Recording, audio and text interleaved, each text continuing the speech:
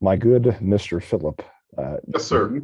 do you have access to a list of our Patron Services Committee members for? I do not believe I do, but I've been cross-checking against last time's minutes on where people belong on the list. Wise and resourceful. I knew you were the correct man for the job. I will get you. I will get you a list to help with the cross-checking. Thank you, Keith. Absolutely. Let me open up a Gmail tab over here. If you just shoot that to my email, I'll be able to.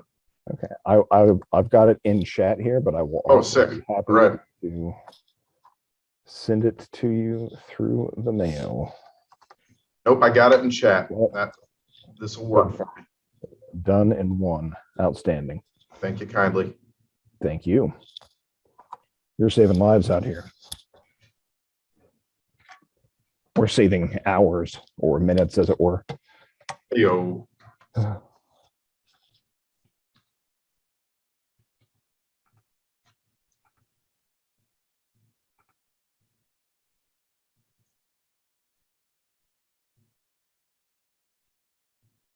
So how many people do we need to have a quorum to have our meeting? You can have the meeting technically without quorum. We just need 2/3 to vote, I believe. Okay.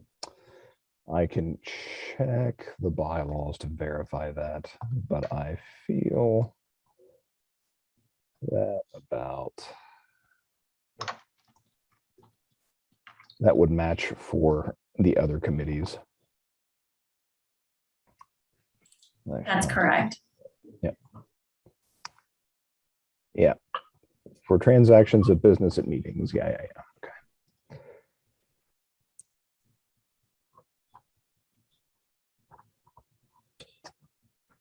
I was thinking that would give people a few more minutes to get on. I see the last meeting didn't start until like 6 after, so. That will give me some time for my brain to defragment maximally.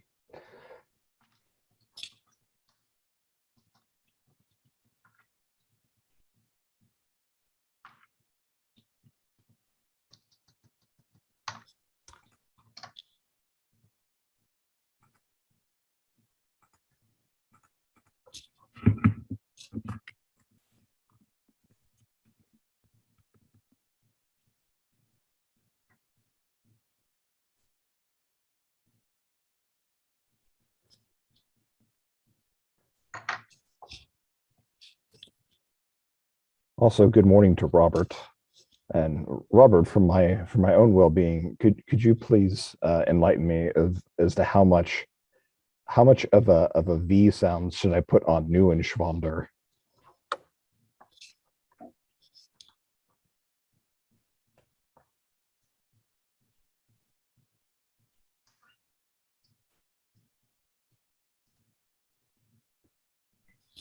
Otherwise, I will continue to put it's excellent.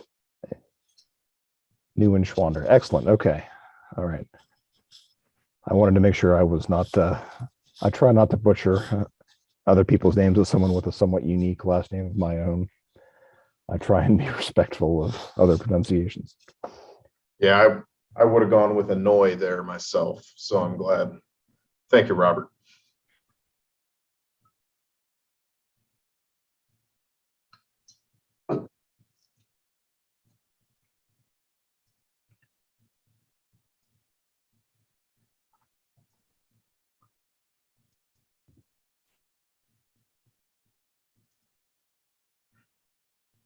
Well, let's go ahead and get started because I don't think hopefully more people will be coming, but it's 6 after, so it seems like a good time. All right, so I will call this meeting to order. This is the meeting on March 15th at 10 a.m. and hopefully more people will join us. Okay. So, did everyone get a chance to look at the agenda from last time? Yes. Okay.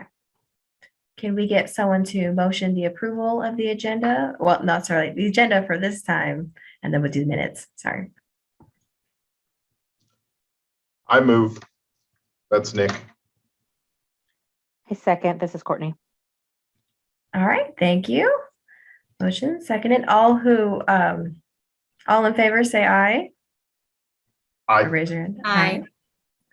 All opposed, any opposed? All right, thank you. Okay, and sorry, did I want a chance to look at the minutes?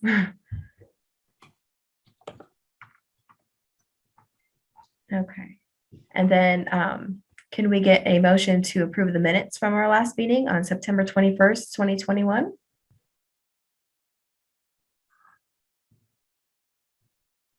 I'll motion. This is Andrea. And a second? I can second, Katie. All right, thank you. Motioned and seconded. All approve, say aye. I Aye. Aye. All right, any opposed?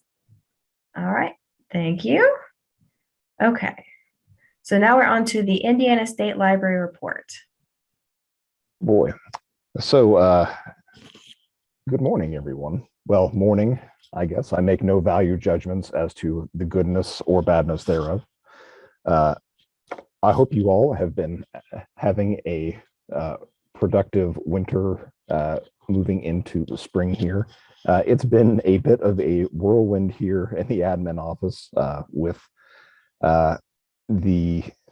some of the instability issues that we had there at the end of January. It feels like it happened just yesterday, but we're mentally we're still dealing with a lot of that baggage here. Jake Spear from the State Library spoke at the last executive committee meeting in February to address some of those issues. Mostly, I just wanted to take a moment to talk to the Patron Services Committee, let you all know that we do have, going forward, we've secured the services of Equinox Open Library Initiative, who, as far as contractors who are knowledgeable in Evergreen goes, they are essentially the top tier network out there, and we have a support agreement in place so that issues like that are not going to, if they happen, they will be resolved in a much more expedient fashion. I did want to take a moment just to address any questions or concerns anybody had here. So I will stop talking. Like Beth Yates says, I will stop talking until someone says otherwise. Keith, can you repeat the full name of Equinox there? Sure. Equinox is enough. Equinox is enough. Okay. Yeah, that is essential. That is its name. It's the Equinox Open Library Initiative, I believe, is the full That's correct. legal title. Yeah.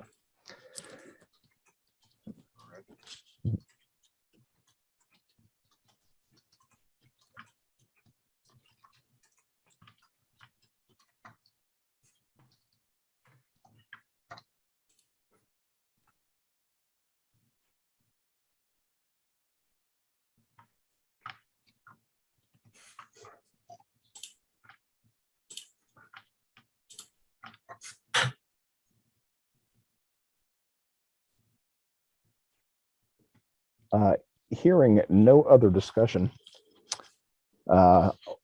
moving forward a little bit, you will notice that typically our admin team consists of 3 people, Ruth Frazier, Lynn Floyd, and myself.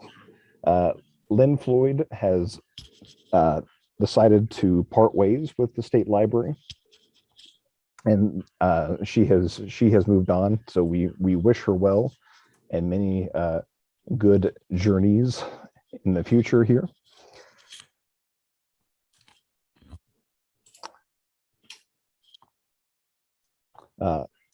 Also, I want to congratulate all of you for having excellent calendar skills here. I know this meeting didn't exactly creep up on me, but with the band, in the big focus in the admin office is the Porter County's migration, which is coming up next week on the 21st and 22nd. And that has, I don't want to say consumed so much as set aflame whatever bandwidth we have. And so the notice for this meeting went out, unfortunately, late. I am glad that you are all here and that we can talk about whatever concerns you might have. But otherwise, that is all that I have to report on at this time here. Thank you. Are you guys in the process of searching for another person to replace Lynn? Yes, it's been But- posted. Okay. I hope it gets filled soon, because I know that less staffing is, especially with something like that, it's not fun. Yeah, All right. Equinox has been fantastic and very receptive to the tickets that we have put into them. They have resolved in a very, very good fashion. But yes, having someone in office would be, it helps. More hands, light work, something. Yes, definitely. All right, well, let's go on to the subcommittee reports. So we have the training committee. It's me. So, and Courtney. Let me see if yeah. So like Keith said, a lot of our bandwidth has been going toward Porter County, but in the interim between our last meeting and this, there has been a ton of training. A lot of things have happened in 6 months, obviously. So we had 2 rounds of circulation training. We are also in the midst of preparing for the rollout of the local admin certification program. There has been training for some specific new features, not just the general new features in 3.7 and the new cataloging features, but then also there is now the cover art uploader feature that was rolled out, and we've had a lot of success in implementation of that, people getting the training and having those permissions added to their account. And then also the carousels. In addition to that, I'm nearly done with the acquisitions training manual, which is not something, there have been a few attempts to roll that out pretty broadly across Evergreen, Indiana, and fits and starts because of the high technical entry level for it. But hopefully with some of these new interfaces and having a descriptive training manual, we'll see some more libraries find that valuable for their workflows. In terms of upcoming trainings, April is the next quarterly round of Evergreen fundamental skills. And I feel like I've been saying this for years, but this has to do, of course, with the staffing and the timing. I really want all of those fundamental skills courses to be on the asynchronous platform so that the live trainings can be more focused on new staff, introducing them to the consortium and things like that, smaller feature topics and other ways that we can help train one another, as opposed to this kind of top-down umbrella training, which is important, especially for people who are not familiar with the ILS, but tends to suck up a lot of the oxygen in the room when it comes to really focusing on, sorry, a siren just went off behind me. When it comes to focusing on the new value-added stuff that more established employees would like to learn about. So that's kind of my focus. Well, my biggest focus right now is getting through the launch for Porter County. There will be some downtime also, which I'm sure that Keith is going to talk about a little bit. in the next, over the next week, as we bring their large bibliographic record set as well as their large patron record set on. And then we'll also talk a little bit about changes that the executive committee approved in terms of library cards. So those aren't really voting actions, but kind of more announcements that will come later on. So that's not training, but I guess it is because I'm telling you a new thing. So that's what I have. Courtney, did you have anything to add as well? Nothing from me. Okay. All right, thank you. Okay. Unless anyone has any questions, we'll move on to unfinished business then. And unfinished business. So we did the officer elections last time. We looked at the procedures guide sections and did that. So do we have any unfinished business? Not this week, not this month. Okay, great. All right, well, let's move on to new business then. And then that's changing patron self-registration expiration interval from 7 days to 30 days. Yeah, so this is more of a discussion than it is really a voting item. Convenient for the current attendance here.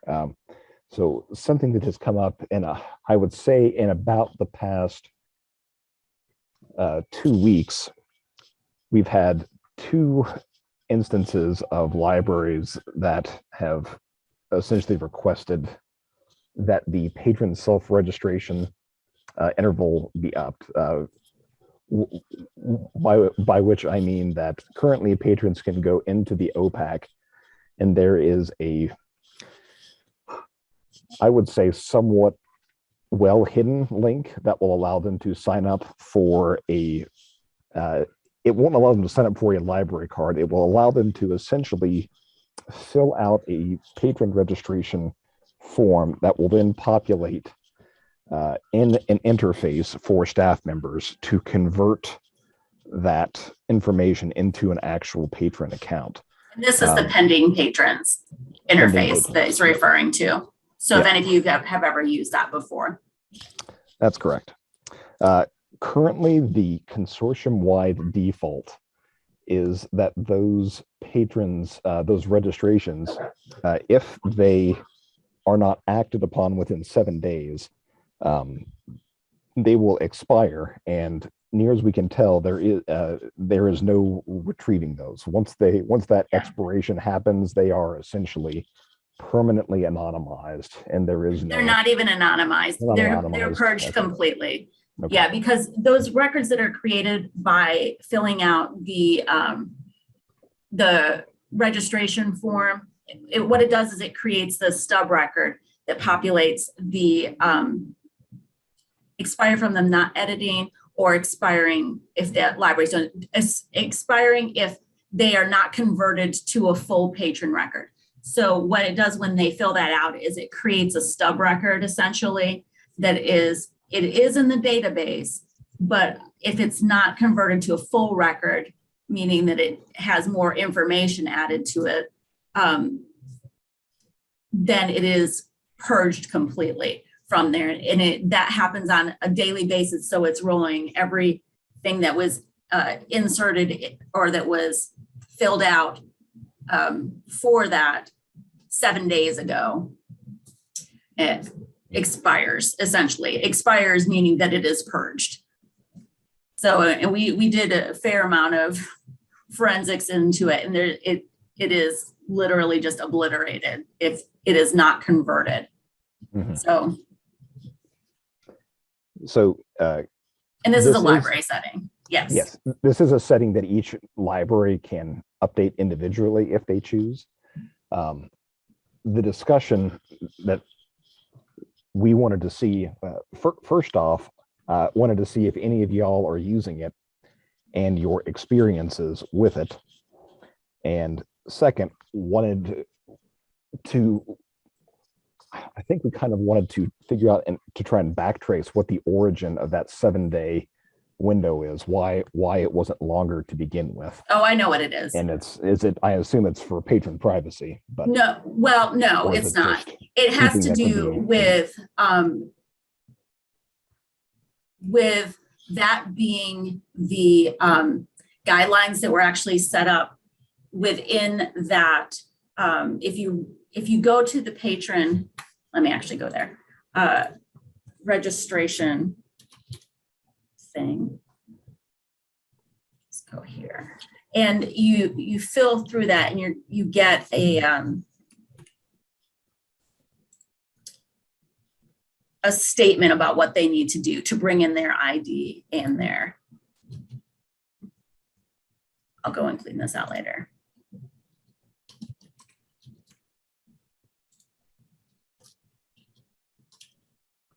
Oh, I'm gonna leave that.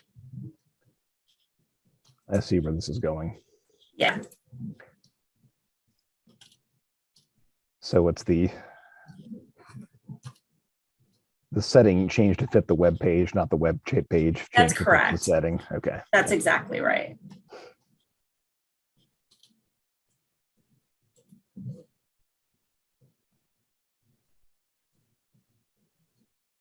Okay, fine. This is also terrible.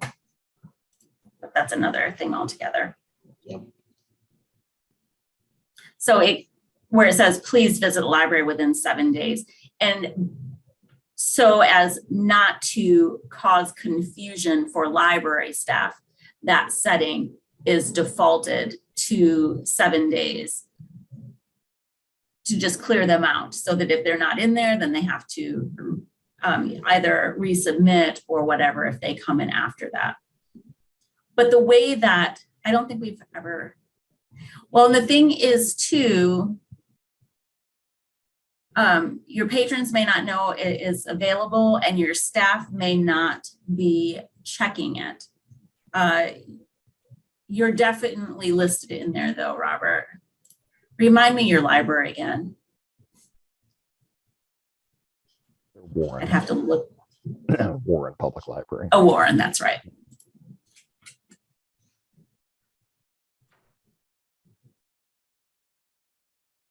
So right here. And if you are using a library specific URL for your catalog online from your website or whatever, it's going to actually automatically populate this with your home library. But like Keith said, that link down there is pretty obscure unless you direct people to it. And so unless libraries have really highlighted that that's an option, it gets used sparingly. And then let me go into the client real quickly. Not that way.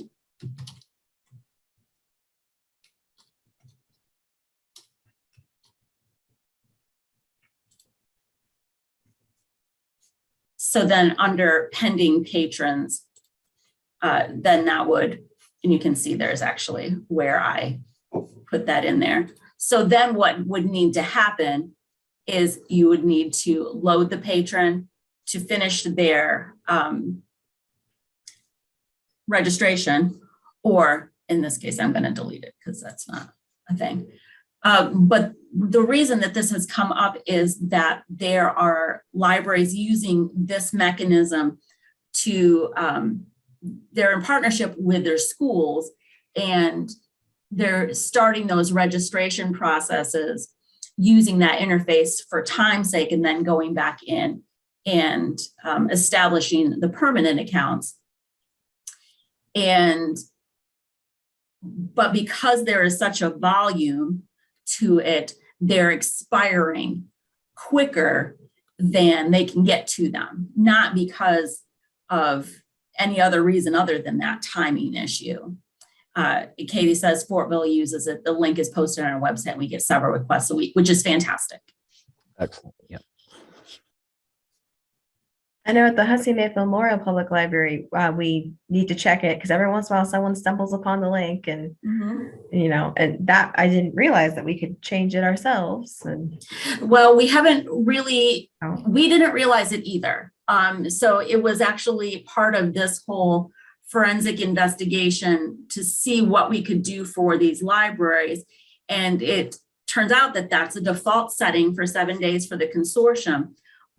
But depending on the results of this discussion, as well as if there needs to be some policy adjustment, the EC, it could be changed locally, like many other library settings. So that rather than changing it for the entirety of the consortium, a library that needed to could change it for longer. While we're talking about the self-registration portal, so at Plainfield, we're aware that it exists and we do use it when the patron comes in. However, the patrons rarely come in. And the fact that contact information is not a required field on the form can complicate matters. Yeah. Is there a way that we could change it so that that is a required field? Yes. I'm not entirely sure if we can do it through administrative stuff, and I would have to look at that, or if we would have to have that as part of a support request. But yes, that's generally a customization that systems use, and I'll look at that in another screen so you don't have to. No problem. But that's what has kind of rendered it not heavily used here. All of our staff are trained to know to look there if a patron comes in and reports that that's how they did things, but we're not policing that at all. Okay. The onus is on the patron. Yeah. And it is worth reinforcing that the patron self-registration, it is an option that libraries can use. They are not in any way, shape, or form obliged to use it. Yes, very good point. Right.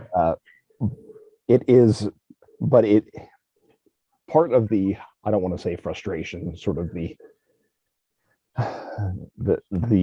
dichotomy is that it is on the OPAC for everyone and patrons can find it.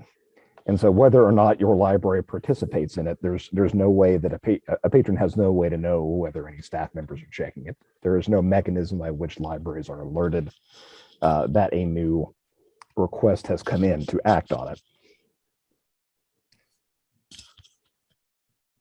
Okay, so I have a couple of questions. If we did change it to 30 days, is there some sort of storage issue that comes with that? I mean, why was 7 days? That is part of it. There is a storage issue. The other thing is I would not recommend it be changed for the entire consortium. Because like Keith says, not everybody is using it, and no library is obligated to use it. So I think it is something that should be changed for library systems as they need to change it, as opposed to for the full consortium, because I think it would breed confusion for those who may also be stumbling on it as libraries, not just patrons.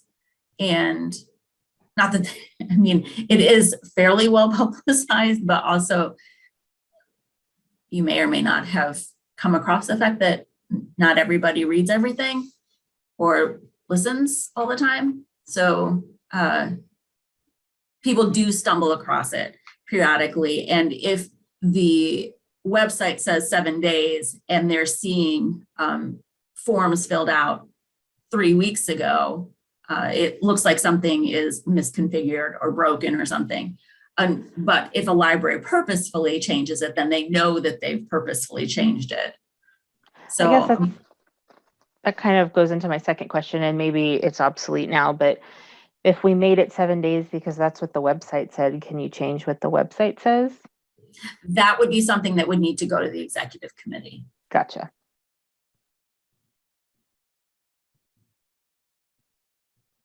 similar to when the notices have been changed for print notices, like the wording. That's something that can be sent from the patron services to the executive committee to change, but a library setting that can be changed locally is not something like that. So that the patron registration would not necessarily, like that page would not change. But if a library is using that form for something else, then they could have the timing more aligned with whatever thing they were doing, whatever project they were doing. Okay, so can they change it to 30 days now, or is that the conversation we're having right now? Sorry, I don't use Evergreen with patrons. Yes, they can change it now. They just don't know they can. Gotcha. So are we having a conversation about explaining that they can change it now? Making sure that there are not some things that would keep us from promoting that to them. Gotcha. Unless someone really wants to make a drive for upping the time policy, for yeah. the policy to make it 30 days consortium wide instead of 7 days, which is a possibility. But for reasons we've discussed is probably not ideal. Mm-hmm. One of the past conversations that has come up with it has been that if somebody fills out a form, if it gets past a certain time period, and I do feel like the 7 days was kind of arbitrarily picked, but arbitrarily with some understanding of patron behavior. I mean, it wasn't like one person decided on that. It was either patron services or circulation at a point that if they fill out that form, they're going to come in sooner rather than later. If it gets down the road to later, they're going to forget about it and not do it.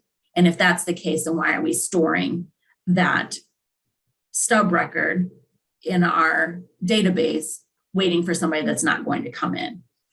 So that was kind of the very brief summary of what that conversation looked like in years past.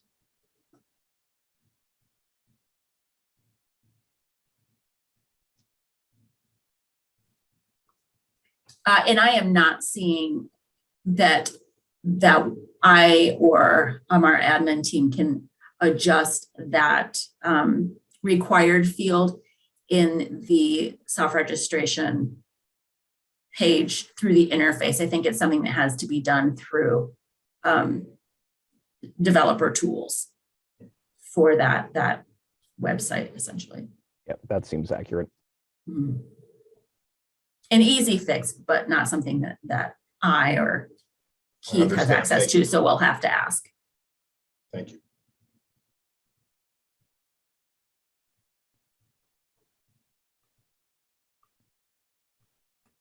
And is there, in light of that, is there a preferred contact mode that you would prefer, whether it be phone number or email? So that's a good question. I would go for email, mainly because with the understanding that a patron is technologically savvy enough to get to this point, that I think it'd be a safe bet that they'd probably be contactable by email.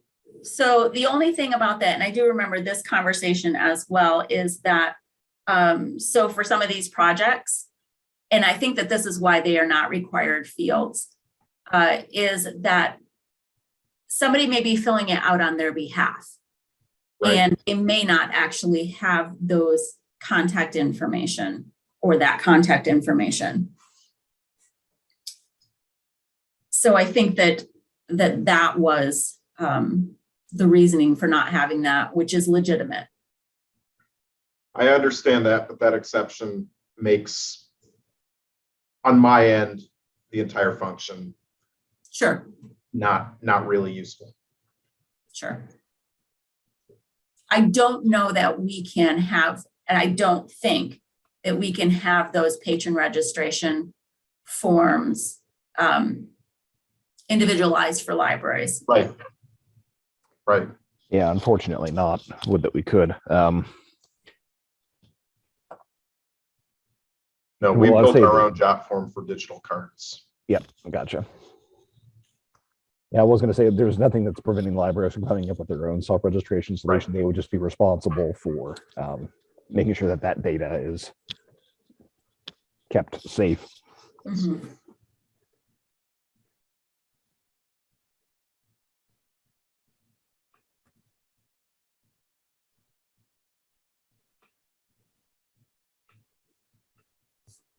Are there any more comments or discussion or anything on the, we've been talking about?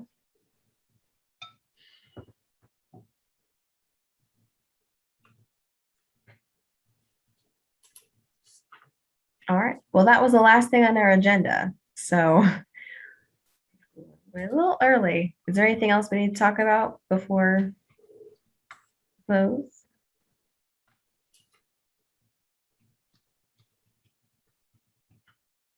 All right, sounds good. Well, our next meeting is going to be on June 14th.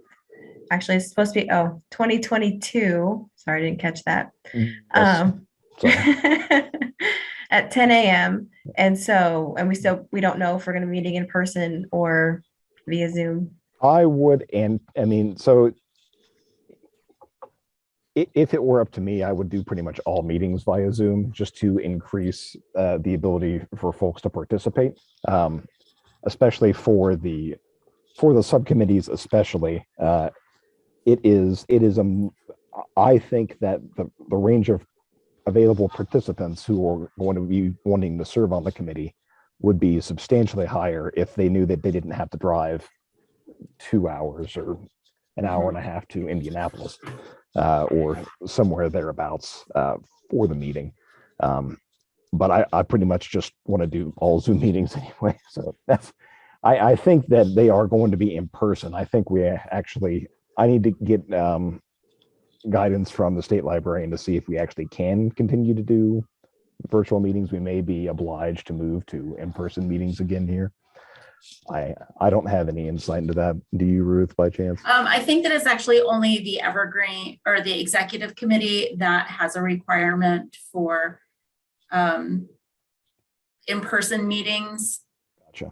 And not all the time. So for the subcommittee meetings, which this is one of them, I don't think it has the same requirement. I do think that double checking with the bylaws first and then possibly with Jake is appropriate.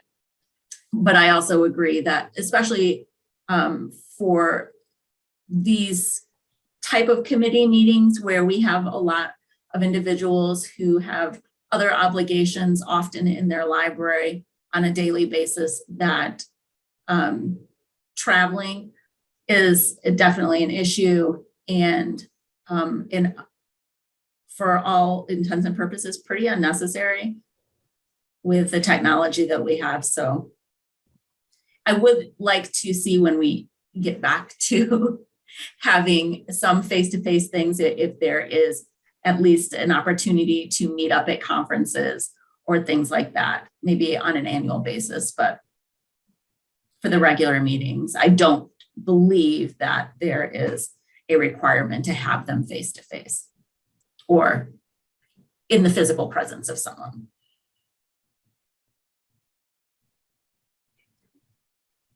All right. Well, okay, so June 14th, we'll figure it out. Oh, yes, and the date at the top of the agenda also needs to be changed to 2022. Thank you, Anita. I'm just living in the past. Remember the good old days of 2021? How great that year was. Don't we long for those halcyon days of yore? Oh yes, definitely long for them. Well, I will call to the adjourn the meeting. Does anyone want to motion to adjourn the meeting? I'll move. This is Courtney. All right, thank you, Courtney. Anybody second? I'll second. This is Andrea. All right, thank you. Seconded, motions and approved, seconded. Everyone who approves, say aye. Aye. All right. Anyone opposed? Okay, thank you. Motion passed. Thank you. Thanks, everyone.